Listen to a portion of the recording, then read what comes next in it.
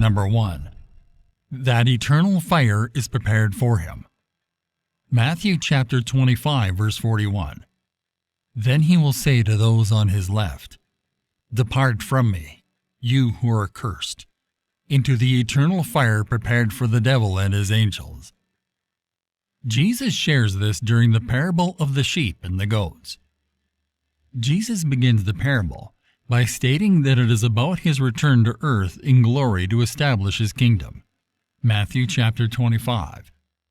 When that time comes, everyone who is alive on earth will be brought before the Lord, and he will sort them out just as a shepherd separates the sheep from the goats. Matthew chapter 25, verses 40 to 46.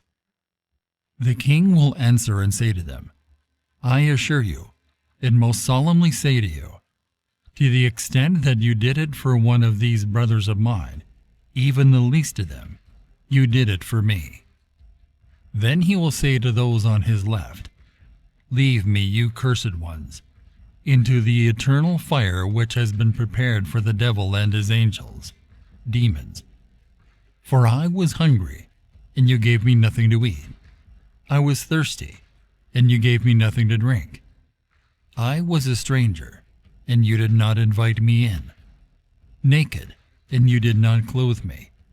Sick and in prison, and you did not visit me, with help and ministering care." Then they also in their turn will answer, "Lord, when did we see you hungry, or thirsty, or as a stranger, or naked, or sick, or in prison, and did not minister to you?" Then he will reply to them, "I assure you, and most solemnly say to you, to the extent that you did not do it for one of the least of these my followers, you did not do it for me." Then these unbelieving people will go away into eternal, unending punishment. But those who are righteous and in right standing with God will go by his remarkable grace into eternal, unending life. The goats will be placed on his left, and the sheep will be placed on his right.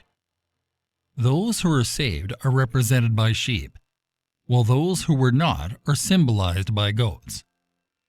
The sheep on Jesus' right hand are blessed by God the Father and given an inheritance. The goats on Jesus' left hand are cursed with eternal hellfire, prepared for the devil and his angels. It is explained that although they had the chance to serve the Lord in some capacity, they did not take advantage of that opportunity. The damned ask, "Lord, when did we see you hungry or thirsty or a stranger or needing clothes, or sick or in prison and did not help you?" In other words, they are asking when they had the opportunity to assist Jesus Christ but did not. Jesus responds by saying, "I tell you the truth. Whatever you did not do for one of the least of these, you did not do for me." Jesus then concludes his teaching by drawing a contrast between the wicked and the righteous by saying, "They will go away to eternal punishment, but the righteous to eternal life." The good deeds that are described in the parable are not what leads to salvation. Rather, they are the result of being saved. As Christians, we are transformed into the image of Christ. Number 2. He snatches word from hearers. Jesus shares this during the parable of the sower. Matthew chapter 13, verse 19. When anyone hears the word of the kingdom regarding salvation and does not understand and grasp it, the evil one comes and snatches away what was sown in his heart. This is the one on whom seed was sown beside the road. Matthew chapter 13, verses 3 to 9 contains the parable of the sower, which is also sometimes referred to as the parable of the four soils. The parable of the sower tells the story of a farmer who scatters seed across his field, and some of the seed lands on each of the four different kinds of ground. Matthew chapter 13, verses 3 to 9. He told them many things in parables, saying, "Listen carefully.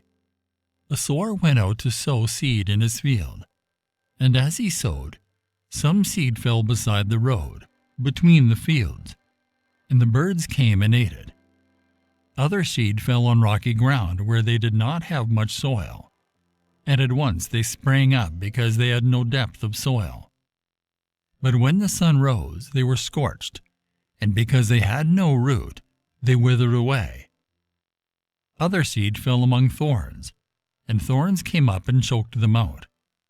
Other seed fell on good soil and yielded grain, some 100 times as much as was sown, some 60 times as much, and some 30. He who has ears to hear, let him hear, and heed my words. After presenting this parable to the multitude, Jesus interprets it for his disciples in Matthew chapter 13, verses 18 to 23. Listen then to the meaning of the parable of the sower. When anyone hears the word of the kingdom regarding salvation, and does not understand and grasp it, the evil one comes and snatches away what was sown in his heart. This is the one on whom seed was sown beside the road. The one on whom seed was sown on rocky ground. This is the one who hears the word and at once welcomes it with joy. Yet he has no substantial root in himself, but is only temporary. And when pressure or persecution comes because of the word, immediately he stumbles and falls away, abandoning the one who is the source of salvation. And the one on whom seed was sown among thorns, this is the one who hears the word, but the worries and distractions of the world, and the deceitfulness, the superficial pleasures and delight of riches choke the word, and it yields no fruit. And the one on whom seed was sown on the good soil, this is the one who hears the word and understands and grasps it. He indeed bears fruit and yields, some 100 times as much as was sown, some 60 times as much, and some 30.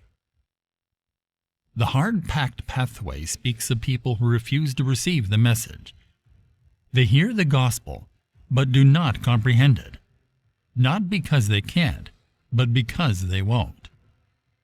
The birds are a picture of Satan. He snatches away the seed from the hearts of these hearers. He cooperates with them in their self-chosen barrenness. The Pharisees were hard-soil hearers.